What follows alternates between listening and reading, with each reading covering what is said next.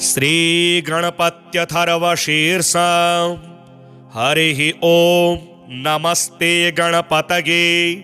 त्वमेव प्रत्यक्षं तत्त्वमसि, त्वमेव केवलं कर्तासि, त्वमेव केवलं धर्तासि, त्वमेव केवलं हर्तासि, त्वमेव सर्वं खल्विदं ब्रह्मासि। त्वं साक्षादात्मासि नित्यं। ऋतं वच्मि सत्यं वच्मि, अवत्वं माम् अववक्तारम् अवश्रोतारम् अवदातारम् अवधातारम् अवानोचानमवशिष्यम् अवपश्चात्तातम् अवपुरस्तातम् अवोत्तरात्तातम् अवदक्षिणात्तातम् अवचोर्ध्वात्तातम् अवाधरात्तातम् सर्वतो मां पाहि पाहि समन्तातम्। त्वं वाङ्मयस्त्वं चिन्मयः, त्वमानन्दमयस्त्वं ब्रह्ममयः, त्वं सच्चिदानन्दाद्वितीयोऽसि, त्वं प्रत्यक्षं ब्रह्मासि, त्वं ज्ञानमयो विज्ञानमयोऽसि। सर्वं जगदिदं त्वत्तो जायते, सर्वं जगदिदं त्वत्तस्तिष्ठति, सर्वं जगदिदं त्वयि लयमेष्यति, सर्वं जगदिदं त्वयि प्रत्येति। त्वं भूमिरापो नलो नीलो नभः, त्वं चत्वारि वाक्पदानि, त्वं गुणत्रयातीतः, त्वमवस्थात्रयातीतः, त्वं देहत्रयातीतः, त्वं कालत्रयातीतः, त्वं मूलाधारस्थितोऽसि नित्यम्।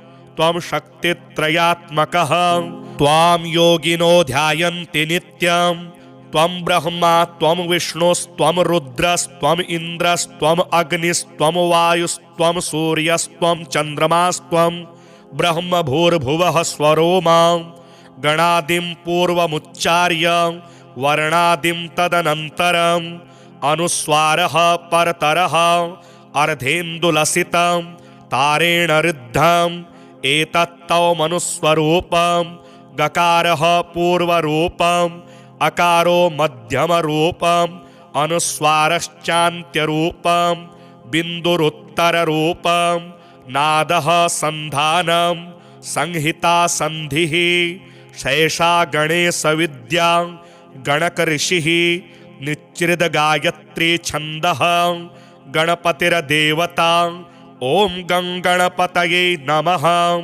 एकदन्ताय विद्महे वक्रतुण्डाय धीमहि तन्नो दन्तिः प्रचोदयात्। एकदन्तं चतुर्हस्तं पाशमङ्कुशधारिणं हृदं च वरदं हस्तैर्बिभ्राणं मूषकध्वजं रक्तं लम्बोदरं शूर्पं कर्णकं रक्तवाससं रक्तगन्धानुलिप्ताङ्गं रक्तपुष्पैः सुपूजितं भक्तानुकम्पिनं देवं जगत्कारणमच्युतम्। आविर्भूतं च सृष्ट्यादौ प्रकृतेः पुरुषात् परम्। एवं ध्यायति यो नित्यं स योगी योगिनां वरः। नमो व्रातपतये नमो गणपतये नमः प्रमथपतये। नमस्तेस्तु लम्बोदराय एकदन्ताय विघ्नविनाशिने शिवसुताय श्रीवरदमूर्तये नमो नमः। एतदथर्वशीर्षं योधीते स ब्रह्म भूयाय कल्पते, स सर्वतः सुखमेधते, स सर्वविघ्नैर्न बाध्यते, स पञ्चमहापापात् प्रमुच्यते। सायमधीयानो दिवस्कृतं पापं नाशयति, प्रातरधीयानो रात्रिकृतं पापं नाशयति। सायं प्रातः प्रयुञ्जानो अपापो भवति, सर्वत्राधीयानोपविघ्नो भवति, धर्मार्थकाममोक्षं च विन्दति। इदमथर्वशीर्षमशिष्याय न देयम्, यो यदि मोहाद्यास्यति स पापीयान् भवति। सहस्रावर्तनात् यं यं काममधीते तं तमनेन साधयेत्। अनेन गणपतिमभिषिञ्चति स वाग्मी भवति। चतुर्थ्या मनस्रन् जपति स विद्यावान् भवति स यशोवान् भवति इत्यथर्वणवाक्यं। ब्रह्माद्यावर्णं विद्यात न बिभेति कदाचनेति। यो दूर्वाङ्कुरैर्यजति स वै श्रवणोपमो भवति। यो लाजैर्यजति स यशोवान् भवति स मेधावान् भवति। यो मोदकसहस्रेण यजति स वाञ्छितफलमवाप्नोति। यः साज्यसमिद्भिर्यजति स सर्वं लभते स सर्वं लभते। अष्टौ ब्राह्मणान् सम्यक् ग्राहयित्वा सूर्यवर्चस्वी भवति। सूर्यग्रहे महानद्यां प्रतिमासन्निधौ वा जप्त्वा सिद्धमन्त्रो भवति। महाविघ्नात् प्रमुच्यते महादोषात् प्रमुच्यते महापापात् प्रमुच्यते। स सर्वविद् भवति स सर्वविद् भवति य एवं वेद इत्युपनिषत्। हरिः ॐ नमस्ते गणपतये। त्वमेव प्रत्यक्षं तत्त्वमसि। त्वमेव केवलं कर्तासि। त्वमेव केवलं धर्तासि। त्वमेव केवलं हरतासि। त्वमेव सर्वं खल्विदं ब्रह्मासि। त्वं साक्षादात्मासि नित्यं। ऋतं वच्मि सत्यं वच्मि अवत्वं माम् अववक्तारम् अवश्रोतारम् अवदातारम् अवधातारम् अवानोचानमवशिष्यम् अवपश्चात्तातम् अवपुरस्तातम् अवोत्तरात्तातम् अवदक्षिणात्तातम् अवचोर्ध्वात्तातम् अवाधरात्तातम् सर्वतो मां पाहि पाहि समन्तातम्। त्वं वाङ्मयस्त्वं चिन्मयः त्वमानन्दमयस्त्वं ब्रह्ममयः। त्वं सच्चिदानन्दाद्वितीयोऽसि। त्वं प्रत्यक्षं ब्रह्मासि। त्वं ज्ञानमयो विज्ञानमयोऽसि। सर्वं जगदिदं त्वत्तो जायते। सर्वं जगदिदं त्वत्तस्तिष्ठति। सर्वं जगदिदं त्वयि लयमेष्यति। सर्वं जगदिदं त्वयि प्रत्येति। त्वं भूमिरापो नलो नीलो नभः। त्वं चत्वारि वाक्पदानि। त्वं गुणत्रयातीतः। त्वमवस्थात्रयातीतः। त्वं देहत्रयातीतः। त्वं कालत्रयातीतः। त्वं मूलाधारस्थितोऽसि नित्यं। त्वं शक्तित्रयात्मकः। त्वां योगिनो ध्यायन्ति नित्यं। त्वं ब्रह्मा त्वं विष्णुस्त्वं रुद्रस्त्वम् इन्द्रस्त्वम् अग्निस्त्वं वायुस्त्वं सूर्यस्त्वं चन्द्रमास्त्वं ब्रह्म भूर्भुवः स्वरो मां। गणादिं पूर्वमुच्चार्य वर्णादिं तदनन्तरम् अनुस्वारः परतरः अर्धेन्दुलसितं तारेण ऋद्धम् एतत्तौ मनुस्वरूपं। गकारः पूर्वरूपम् अकारो मध्यमरूपम् अनुस्वारश्चान्त्यरूपम् बिन्दुरुत्तररूपम्। नादः सन्धानं संहिता सन्धिः। शेषा गणेशविद्या गणकऋषिः निच्चिद्गायत्री छन्दः गणपतिर्देवता। ॐ गं गणपतये नमः। एकदन्ताय विद्महे वक्रतुण्डाय धीमहि तन्नो दन्तिः प्रचोदयात्। एकदन्तं चतुर्हस्तं पाशमङ्कुशधारिणं हृदं च वरदं हस्तैर्बिभ्राणं मूषकध्वजं। रक्तं लम्बोदरं शूर्पं कर्णकं रक्तवाससं रक्तगन्धानुलिप्ताङ्गं रक्तपुष्पैः सुपूजितं। भक्तानुकम्पिनं देवं जगत्कारणमच्युतम्। आविर्भूतं च सृष्ट्यादौ प्रकृतेः पुरुषात् परम्। एवं ध्यायति यो नित्यं स योगी योगिनां वरः। नमो व्रातपतये नमो गणपतये नमः प्रमथपतये नमस्तेस्तु लंबोदराय एकदंताय विघ्नविनाशिने शिवसुताय श्रीवरदमूर्तये नमो नमः। एतदथर्वशीर्षं योधीते स ब्रह्म भूयाय कल्पते स सर्वतः सुखमेधते स सर्वविघ्नैर्न बाध्यते स पञ्चमहापापात् प्रमुच्यते सायमधीयानो दिवस्कृतं पापं नाशयति प्रातरधीयानो रात्रिकृतं पापं नाशयति सायं प्रातः प्रयुञ्जानो अपापो भवति सर्वत्राधीयानोपविघ्नो भवति धर्मार्थकाममोक्षं च विन्दति।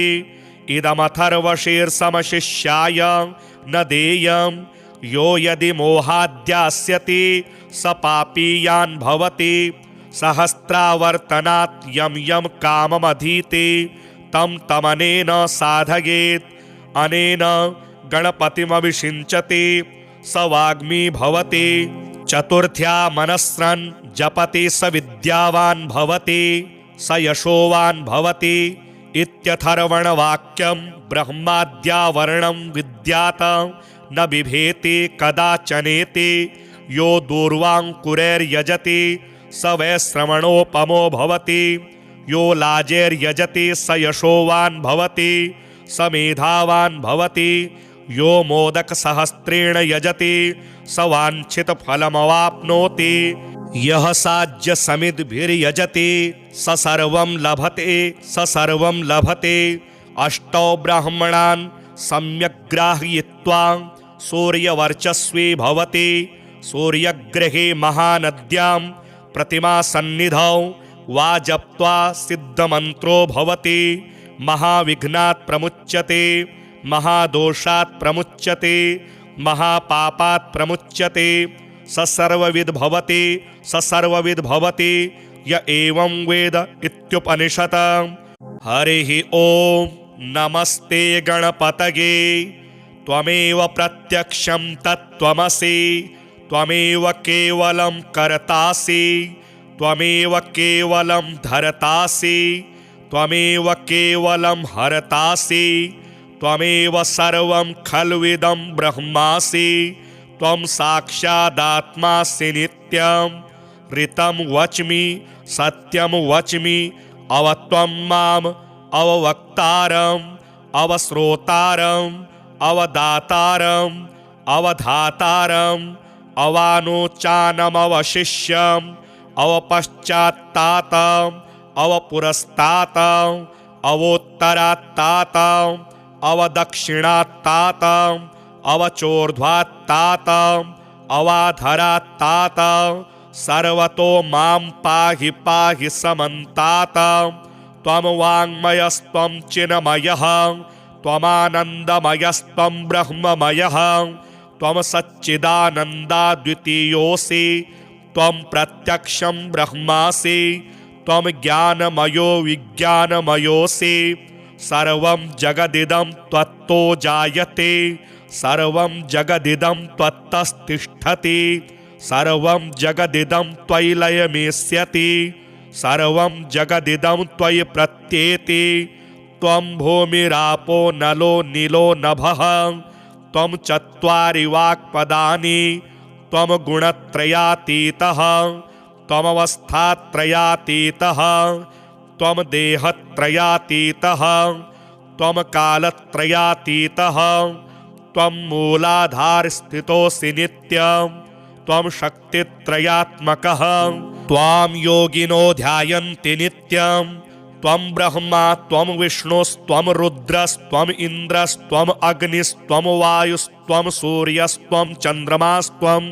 ब्रह्म भूर्भुवः स्वरो मां गणादिं पूर्वमुच्चार्य वर्णादिं तदनन्तरम् अनुस्वारः परतरः अर्धेन्दुलसितं तारेण ऋद्धम् एतत्तौ मनुस्वरूपं गकारः पूर्वरूपम् अकारो मध्यमरूपम् अनुस्वारश्चान्त्यरूपम् बिन्दुरुत्तररूपम् नादः सन्धानं संहिता सन्धिः शेषा गणेशविद्या गणक ऋषिः निच्चिद गायत्री छन्दः गणपतिर्देवता।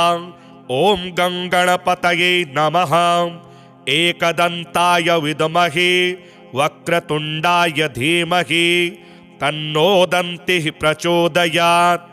एकदन्तं चतुर्हस्तं पाशमङ्कुशधारिणं हृदं च वरदं हस्तैर्बिभ्राणं मूषकध्वजं रक्तं लम्बोदरं शूर्पं कर्णकं रक्तवाससं रक्तगन्धानुलिप्ताङ्गं रक्तपुष्पैः सुपूजितं भक्तानुकम्पिनं देवं जगत्कारणमच्युतम् आविर्भूतं च सृष्ट्यादौ प्रकृतेः पुरुषात् परम् एवं ध्यायति यो नित्यं स योगी योगिनां वरः। नमो व्रातपतये नमो गणपतये नमः प्रमथपतये नमस्तेस्तु लम्बोदराय एकदन्ताय विघ्नविनाशिने शिवसुताय श्रीवरदमूर्तये नमो नमः। एतदथर्वशीर्षं योधीते स ब्रह्म भूयाय कल्पते स सर्वतः सुखमेधते स सर्वविघ्नैर्न बाध्यते स पञ्चमहापापात् प्रमुच्यते सायमधीयानो दिवस्कृतं पापं नाशयति प्रातरधीयानो रात्रिकृतं पापं नाशयति सायं प्रातः प्रयुञ्जानो अपापो भवति सर्वत्राधीयानोपविघ्नो भवति धर्मार्थकाममोक्षं च विन्दति। इदमथर्वशीर्षमशिष्याय न देयं यो यदि मोहाद्यास्यति स पापीयान् भवति। सहस्रावर्तनात् यं यं काममधीते तं तमनेन साधयेत् अनेन गणपतिमभिषिञ्चति स वाग्मी भवति। चतुर्थ्या मनस्रन् जपति स विद्यावान् भवति स यशोवान् भवति इत्यथर्वणवाक्यं ब्रह्माद्यावर्णं विद्यात न बिभेति कदाचनेति यो दूर्वाङ्कुरैर्यजति स वैश्रवणोपमो भवति यो लाजैर्यजति स यशोवान् भवति स मेधावान् भवति यो मोदकसहस्रेण यजति स वाञ्छितफलमवाप्नोति यः साज्यसमिद्भिर्यजति स सर्वं लभते स सर्वं लभते। अष्टौ ब्राह्मणान् सम्यग्राहयित्वा सूर्यवर्चस्वी भवति सूर्यग्रहे महानद्यां प्रतिमासन्निधौ वा जप्त्वा सिद्धमन्त्रो भवति महाविघ्नात् प्रमुच्यते महादोषात् प्रमुच्यते महापापात् प्रमुच्यते स सर्वविद् भवति स सर्वविद् भवति य एवं वेद इत्युपनिषत्।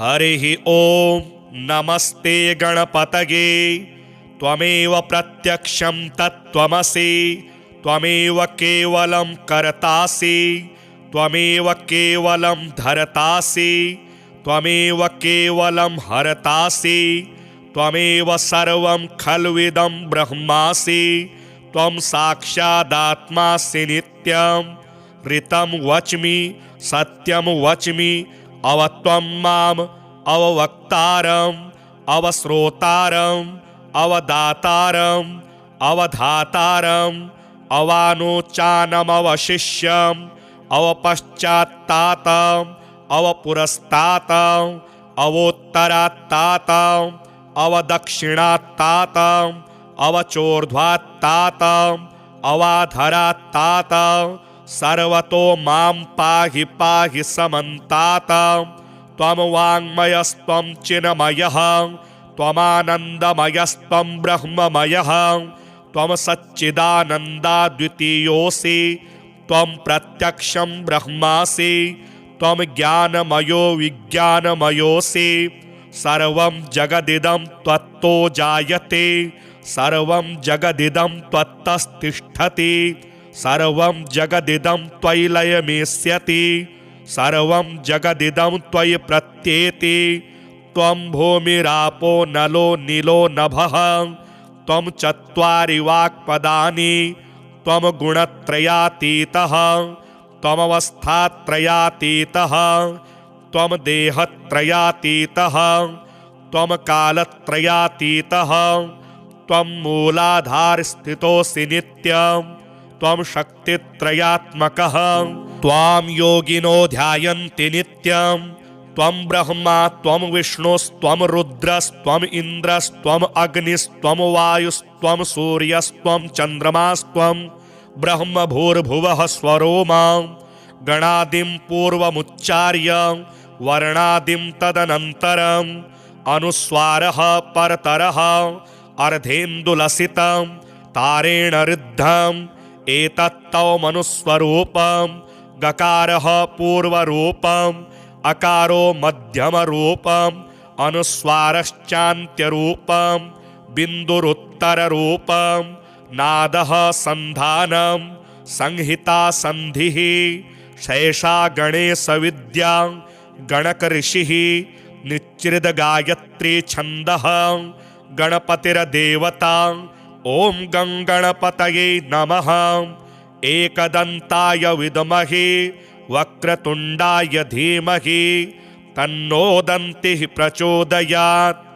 एकदन्तं चतुर्हस्तं पाशमङ्कुशधारिणं हृदं च वरदं हस्तैर्बिभ्राणं मूषकध्वजं रक्तं लम्बोदरं शूर्पं कर्णकं रक्तवाससं रक्तगन्धानुलिप्ताङ्गं रक्तपुष्पैः सुपूजितं भक्तानुकम्पिनं देवं जगत्कारणमच्युतम् आविर्भूतं च सृष्ट्यादौ प्रकृतेः पुरुषात् परम् एवं ध्यायति यो नित्यं स योगी योगिनां वरः।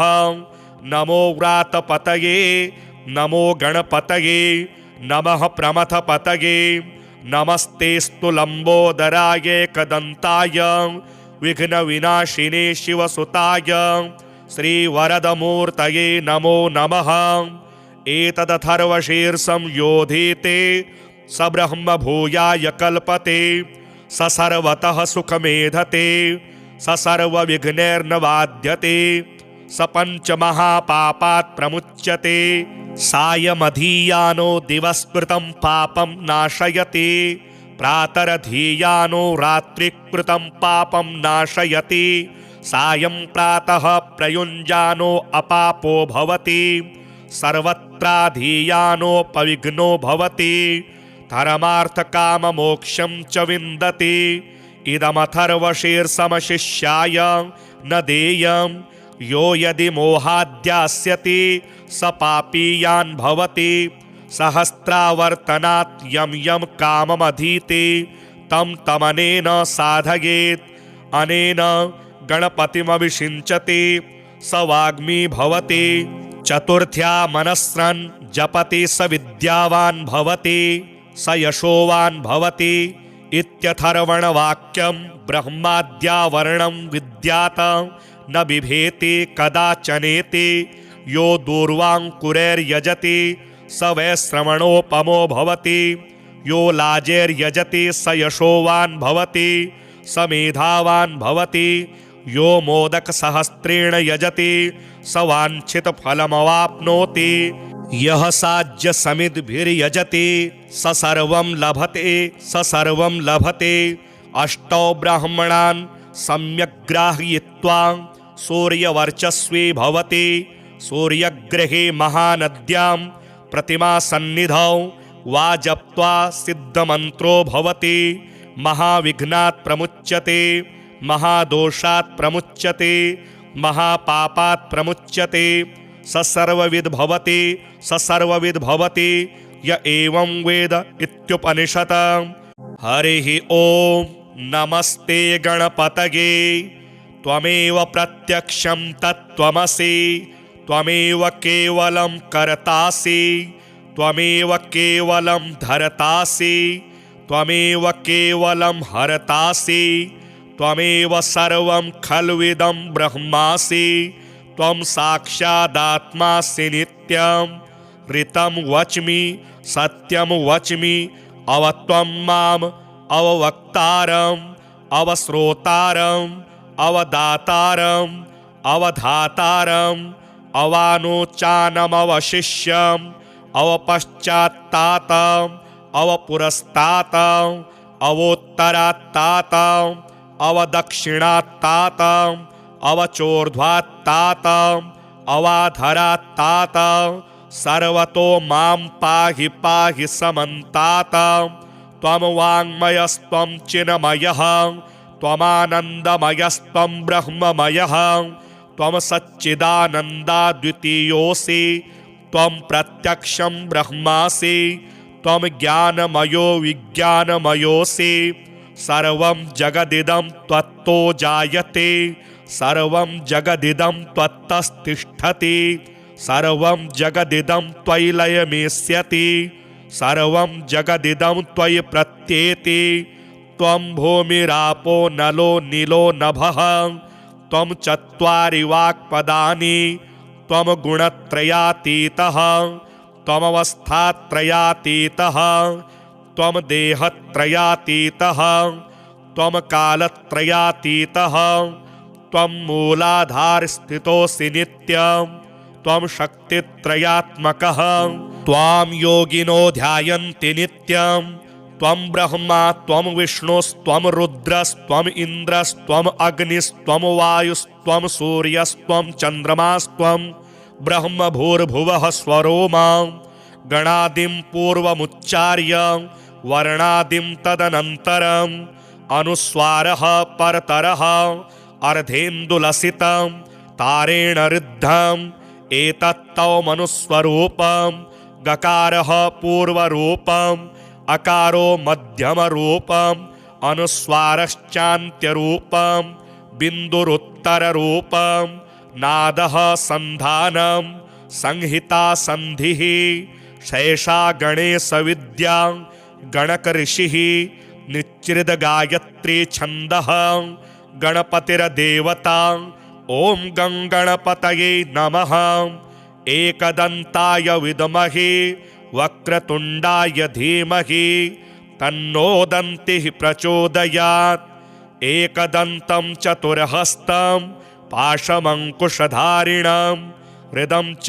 वरदं हस्तैर्बिभ्राणं मूषकध्वजं रक्तं लम्बोदरं शूर्पं कर्णकं रक्तवाससं रक्तगन्धानुलिप्ताङ्गं रक्तपुष्पैः सुपूजितं भक्तानुकम्पिनं देवं जगत्कारणमच्युतम् आविर्भूतं च सृष्ट्यादौ प्रकृतेः पुरुषात् परम् एवं ध्यायति यो नित्यं स योगी योगिनां वरः नमो व्रातपतये नमो गणपतये नमः प्रमथपतये नमस्तेस्तु लम्बोदराय एकदन्ताय विघ्नविनाशिने शिवसुताय श्रीवरदमूर्तये नमो नमः एतदथर्वशीर्षं योधीते स ब्रह्म भूयाय कल्पते स सर्वतः सुखमेधते स सर्वविघ्नैर्न बाध्यते स पञ्चमहापापात् प्रमुच्यते सायमधीयानो दिवस्कृतं पापं नाशयति प्रातरधीयानो रात्रिकृतं पापं नाशयति सायं प्रातः प्रयुञ्जानो अपापो भवति सर्वत्राधीयानोपविघ्नो भवति धर्मार्थकाममोक्षं च विन्दति इदमथर्वशीर्षमशिष्याय न देयं यो यदि मोहाद्यास्यति स पापीयान् भवति सहस्रावर्तनात् यं यं काममधीते तं तमनेन साधयेत् अनेन गणपतिमभिषिञ्चति स वाग्मी भवति चतुर्थ्या मनस्रन् जपति स विद्यावान् भवति स यशोवान् भवति इत्यथर्वणवाक्यं ब्रह्माद्यावर्णं विद्यात न बिभेति कदाचनेति यो दूर्वाङ्कुरैर्यजति स वै श्रवणोपमो भवति यो लाजैर्यजति स यशोवान् भवति स मेधावान् भवति यो मोदकसहस्रेण यजति स वाञ्छितफलमवाप्नोति यः साज्य समिद्भिर्यजते स सर्वं लभते अष्टौ ब्राह्मणान् सम्यक् ग्राहयित्वा सूर्यवर्चस्वी भवति सूर्यग्रहे महानद्यां प्रतिमासन्निधौ वा जप्त्वा सिद्धमन्त्रो भवति महाविघ्नात् प्रमुच्यते महादोषात् प्रमुच्यते महापापात् प्रमुच्यते स सर्वविद् भवति य एवं वेद इत्युपनिषत्। हरिः ॐ नमस्ते गणपतये त्वमेव प्रत्यक्षं तत्त्वमसि त्वमेव केवलं कर्तासि त्वमेव केवलं धर्तासि त्वमेव केवलं हरतासि त्वमेव सर्वं खल्विदं ब्रह्मासि त्वं साक्षादात्मासि नित्यं ऋतं वच्मि सत्यं वच्मि अवत्वं माम् अववक्तारम् अवश्रोतारम् अवदातारम् अवधातारम् अवानोचानमवशिष्यम् अवपश्चात्तातम् अवपुरस्तातम् अवोत्तरात्तातम् अवदक्षिणात्तातम् अवचोर्ध्वात्तातम् अवाधरात्तातम् सर्वतो मां पाहि पाहि समन्तातम् त्वं वाङ्मयस्त्वं चिन्मयः त्वमानन्दमयस्त्वं ब्रह्ममयः त्वं सच्चिदानन्दाद्वितीयोऽसि त्वं प्रत्यक्षं ब्रह्मासि त्वं ज्ञानमयो विज्ञानमयोऽसि सर्वं जगदिदं त्वत्तो जायते सर्वं जगदिदं त्वत्तस्तिष्ठति सर्वं जगदिदं त्वयि लयमेष्यति सर्वं जगदिदं त्वयि प्रत्येति त्वं भूमिरापो नलो नीलो नभः त्वं चत्वारि वाक्पदानि त्वं गुणत्रयातीतः त्वमवस्थात्रयातीतः त्वं देहत्रयातीतः त्वं कालत्रयातीतः त्वं मूलाधारस्थितोऽसि नित्यं त्वं शक्तित्रयात्मकः त्वां योगिनो ध्यायन्ति नित्यं त्वं ब्रह्मा त्वं विष्णुस्त्वं रुद्रस्त्वम् इन्द्रस्त्वम् अग्निस्त्वं वायुस्त्वं सूर्यस्त्वं चन्द्रमास्त्वं ब्रह्म भूर्भुवः स्वरोमा गणादिं पूर्वमुच्चार्य वर्णादिं तदनन्तरम् अनुस्वारः परतरः अर्धेन्दुलसितं तारेण ऋद्धम् एतत्तौ मनुस्वरूपं गकारः पूर्वरूपम् अकारो मध्यमरूपम् अनुस्वारश्चान्त्यरूपं बिन्दुरुत्तररूपं नादः सन्धानं संहिता सन्धिः शेषा गणेशविद्या गणकऋषिः निच्चिद्गायत्री छन्दः गणपतिर्देवता ॐ गणपतये नमः एकदन्ताय विद्महे वक्रतुण्डाय धीमहि तन्नो दन्तिः प्रचोदयात् एकदन्तं चतुर्हस्तं पाशमङ्कुशधारिणं हृदं च वरदं हस्तैर्बिभ्राणं मूषकध्वजं रक्तं लम्बोदरं शूर्पं कर्णकं रक्तवाससं रक्तगन्धानुलिप्ताङ्गं रक्तपुष्पैः सुपूजितं भक्तानुकम्पिनं देवं जगत्कारणमच्युतम् आविर्भूतं च सृष्ट्यादौ प्रकृतेः पुरुषात् परम् एवं ध्यायति यो नित्यं स योगी योगिनां वरः नमो व्रातपतये नमो गणपतये नमः प्रमथपतये नमस्तेस्तु लम्बोदराय एकदन्ताय विघ्नविनाशिने शिवसुताय श्रीवरदमूर्तये नमो नमः एतदथर्वशीर्षं योधीते स ब्रह्म भूयाय कल्पते स सर्वतः सुखमेधते स सर्वविघ्नैर्न बाध्यते स पञ्चमहापापात् प्रमुच्यते सायमधीयानो दिवस्कृतं पापं नाशयति प्रातरधीयानो रात्रिकृतं पापं नाशयति सायं प्रातः प्रयुञ्जानो अपापो भवति सर्वत्राधीयानोपविघ्नो भवति धर्मार्थकाममोक्षं च विन्दति इदमथर्वशीर्षमशिष्याय न देयं यो यदि मोहाद्यास्यति स पापीयान् भवति सहस्रावर्तनात् यं यं काममधीते तं तमनेन साधयेत् अनेन गणपतिमभिषिञ्चति स वाग्मी भवति चतुर्थ्या मनस्रन् जपति स विद्यावान् भवति स यशोवान् भवति इत्यथर्वणवाक्यं ब्रह्माद्यावर्णं विद्यात न बिभेति कदाचनेति यो दूर्वाङ्कुरैर्यजति स वै श्रवणोपमो भवति यो लाजैर्यजति स यशोवान् भवति स मेधावान् भवति यो मोदकसहस्रेण यजति स वाञ्छितफलमवाप्नोति यः साज्यसमिद्भिर्यजति स सर्वं लभते अष्टौ ब्राह्मणान् सम्यग्राहयित्वा सूर्यवर्चस्वी भवति सूर्यग्रहे महानद्यां प्रतिमासन्निधौ वा जप्त्वा सिद्धमन्त्रो भवति महाविघ्नात् प्रमुच्यते महादोषात् प्रमुच्यते महापापात् प्रमुच्यते स सर्वविद् भवति य एवं वेद इत्युपनिषत्।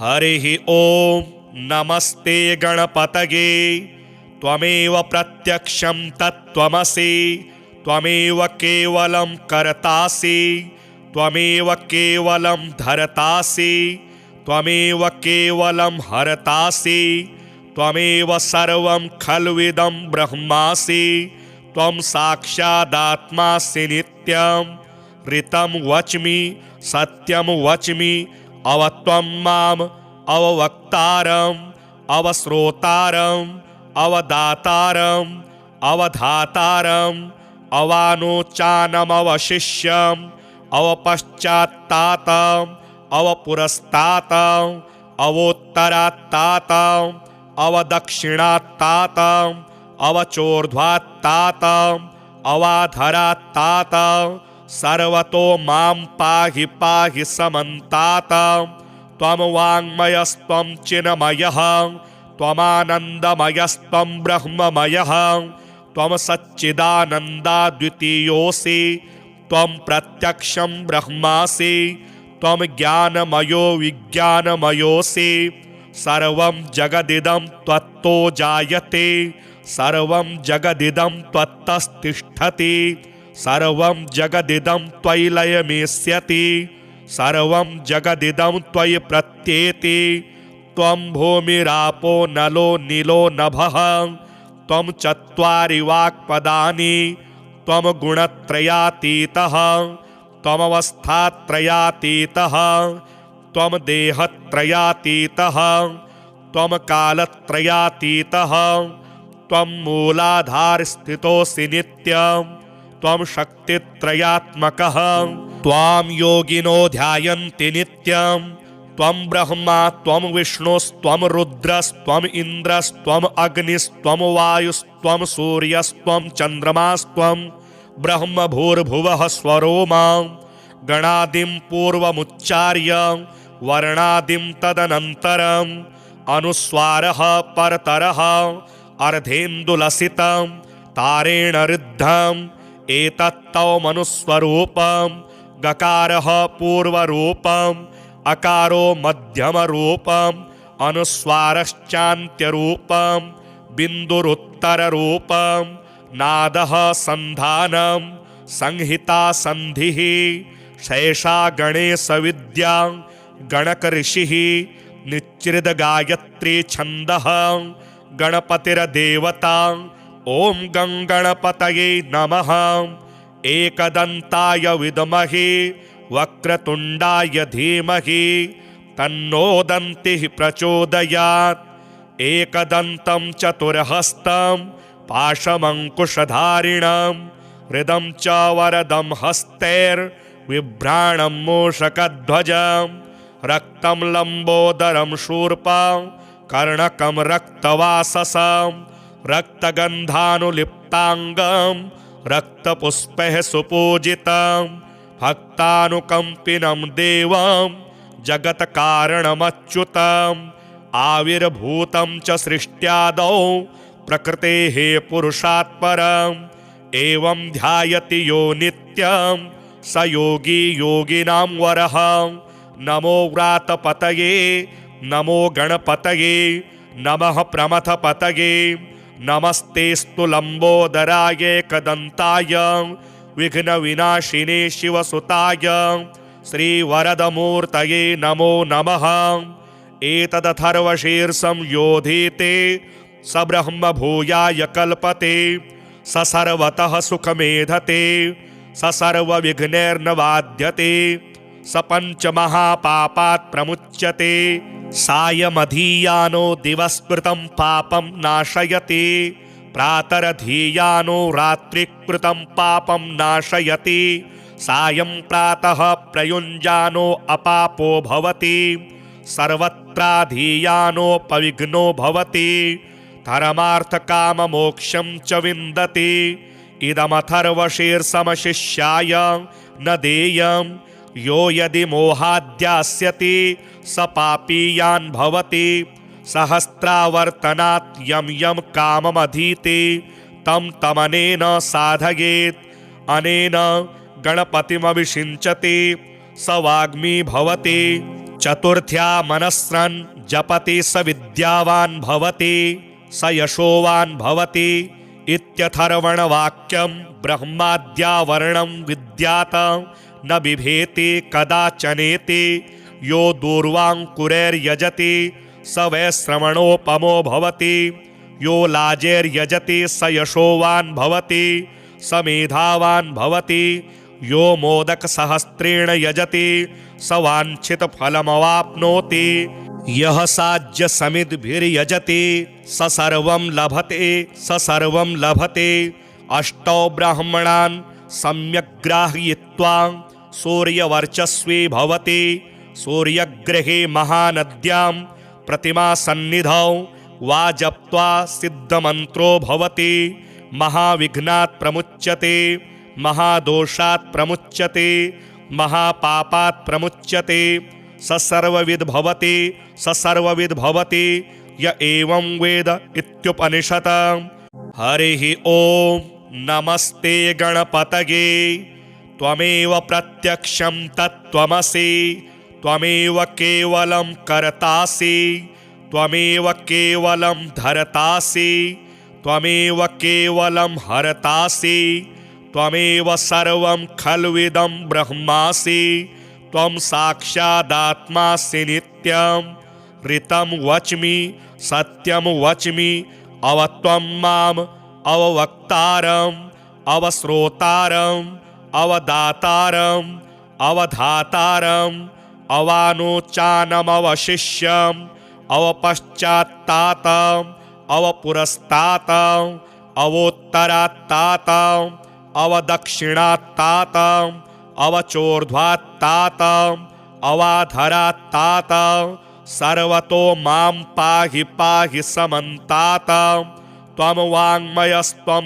चिन्मयः त्वमानन्दमयस्त्वं ब्रह्ममयः त्वं सच्चिदानन्दाद्वितीयोऽसि त्वं प्रत्यक्षं ब्रह्मासि त्वं ज्ञानमयो विज्ञानमयोऽसि सर्वं जगदिदं त्वत्तो जायते सर्वं जगदिदं त्वत्तस्तिष्ठति सर्वं जगदिदं त्वयि लयमेष्यति सर्वं जगदिदं त्वयि प्रत्येति त्वं भूमिरापो नलो नीलो नभः त्वं चत्वारि वाक्पदानि त्वं गुणत्रयातीतः त्वमवस्थात्रयातीतः त्वं देहत्रयातीतः त्वं कालत्रयातीतः त्वं मूलाधारस्थितोऽसि नित्यं त्वं शक्तित्रयात्मकः त्वां योगिनो ध्यायन्ति नित्यं त्वं ब्रह्मा त्वं विष्णुस्त्वं रुद्रस्त्वम् इन्द्रस्त्वम् अग्निस्त्वं वायुस्त्वं सूर्यस्त्वं चन्द्रमास्त्वं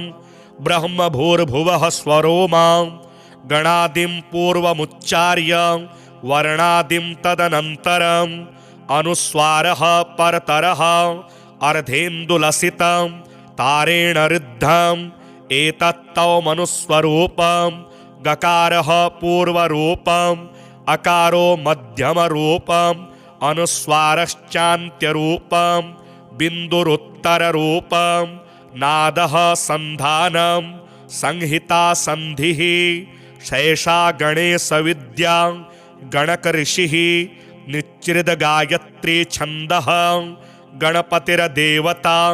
ॐ गणपतये नमः। एकदन्ताय विद्महे वक्रतुण्डाय धीमहि तन्नो दन्तिः प्रचोदयात्।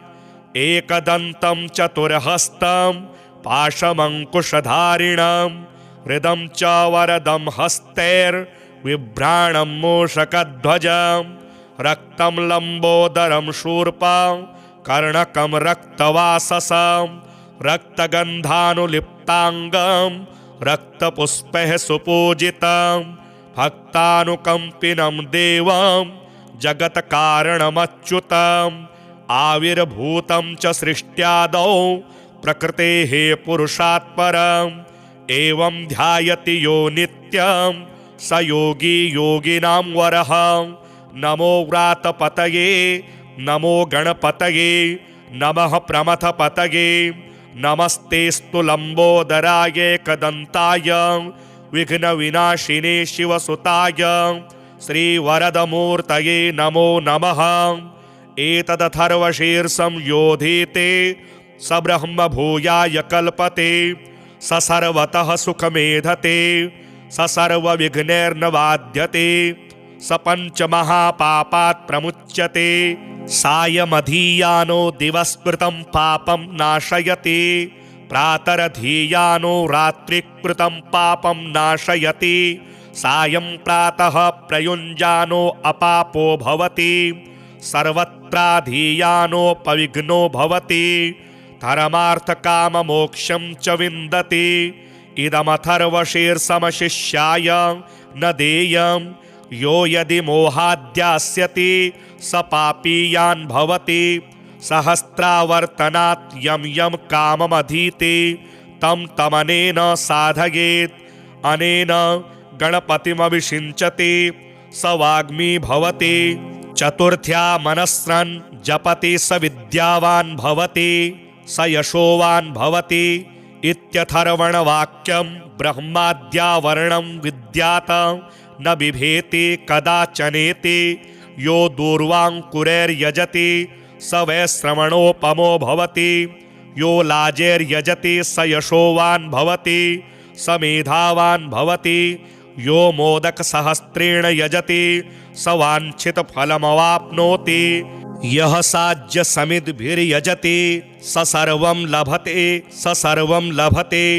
अष्टौ ब्राह्मणान् सम्यग्राहयित्वा सूर्यवर्चस्वी भवति सूर्यग्रहे महानद्यां प्रतिमासन्निधौ वा जप्त्वा सिद्धमन्त्रो भवति महाविघ्नात् प्रमुच्यते महादोषात् प्रमुच्यते महापापात् प्रमुच्यते स सर्वविद् भवति स सर्वविद् भवति य एवं वेद इत्युपनिषत्। हरिः ॐ नमस्ते गणपतये त्वमेव प्रत्यक्षं तत्त्वमसि त्वमेव केवलं कर्तासि त्वमेव केवलं धर्तासि त्वमेव केवलं हरतासि त्वमेव सर्वं खल्विदं ब्रह्मासि त्वं साक्षादात्मासि नित्यं ऋतं वच्मि सत्यं वच्मि अवत्वं माम् अववक्तारम् अवश्रोतारम् अवदातारम् अवधातारम् अवानोचानमवशिष्यम् अवपश्चात्तातम् अवपुरस्तातम् अवोत्तरात्तातम् अवदक्षिणात्तातम् अवचोर्ध्वात्तातम् अवाधरात्तातम् सर्वतो मां पाहि पाहि समन्तातम् त्वं वाङ्मयस्त्वं चिन्मयः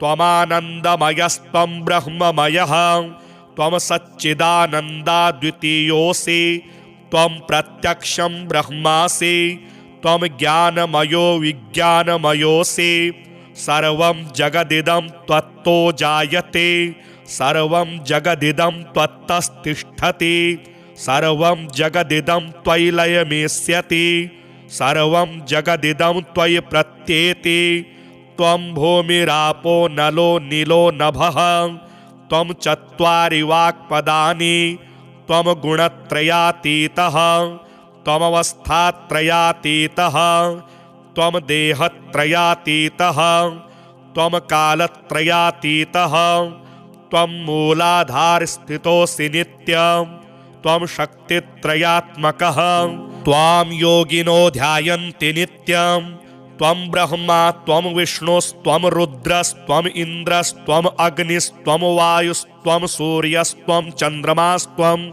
ब्रह्म भूर्भुवः स्वरोमा गणादिं पूर्वमुच्चार्य वर्णादिं तदनन्तरम् अनुस्वारः परतरः अर्धेन्दुलसितं तारेण ऋद्धम् एतत्तवमनुस्वरूपं गकारः पूर्वरूपम् अकारो मध्यमरूपम् अनुस्वारश्चान्त्यरूपम् बिन्दुरुत्तररूपम् नादः सन्धानं संहिता संधिः शेषा गणेशविद्या गणकऋषिः निच्चिद्गायत्री छन्दः गणपतिर्देवता ॐ गणपतये नमः एकदन्ताय विद्महे वक्रतुण्डाय धीमहि तन्नो दन्तिः प्रचोदयात् एकदन्तं चतुर्हस्तं पाशमङ्कुशधारिणं हृदं च वरदं हस्तैर्बिभ्राणं मूषकध्वजं रक्तं लम्बोदरं शूर्पं कर्णकं रक्तवाससं रक्तगन्धानुलिप्ताङ्गं रक्तपुष्पैः सुपूजितं भक्तानुकम्पिनं देवं जगत्कारणमच्युतम् आविर्भूतं च सृष्ट्यादौ प्रकृतेः पुरुषात् परम् एवं ध्यायति यो नित्यं स योगी योगिनां वरः नमो व्रातपतये नमो गणपतये नमः प्रमथपतये नमस्तेस्तु लम्बोदराय एकदन्ताय विघ्नविनाशिने शिवसुताय श्रीवरदमूर्तये नमो नमः एतदथर्वशीर्षं योधीते स ब्रह्म भूयाय कल्पते स सर्वतः सुखमेधते स सर्वविघ्नैर्न बाध्यते स पञ्चमहापापात् प्रमुच्यते सायमधीयानो दिवस्कृतं पापं नाशयति प्रातरधीयानो रात्रिकृतं पापं नाशयति सायं प्रातः प्रयुञ्जानो अपापो भवति सर्वत्राधीयानोपविघ्नो भवति धर्मार्थकाममोक्षं च विन्दति इदमथर्वशीर्षमशिष्याय न देयं यो यदि मोहाद्यास्यति स पापीयान् भवति सहस्रावर्तनात् यं यं काममधीते तं तमनेन साधयेत् अनेन गणपतिमभिषिञ्चति स वाग्मी भवति चतुर्थ्या मनस्रन् जपति स विद्यावान् भवति स यशोवान् भवति इत्यथर्वणवाक्यं ब्रह्माद्यावर्णं विद्यात न बिभेति कदाचनेति यो दूर्वाङ्कुरैर्यजति स वैश्रवणोपमो भवति यो लाजैर्यजति स यशोवान् भवति स मेधावान् भवति यो मोदकसहस्रेण यजति स वाञ्छितफलमवाप्नोति यः साज्यसमिद्भिर्यजति स सर्वं लभते स सर्वं लभते अष्टौ ब्राह्मणान् सम्यग्राहयित्वा सूर्यवर्चस्वी भवति सूर्यग्रहे महानद्यां प्रतिमासन्निधौ वा जप्त्वा सिद्धमन्त्रो भवति महाविघ्नात् प्रमुच्यते महादोषात् प्रमुच्यते महापापात् प्रमुच्यते स सर्वविद् भवति स सर्वविद् भवति य एवं वेद इत्युपनिषत्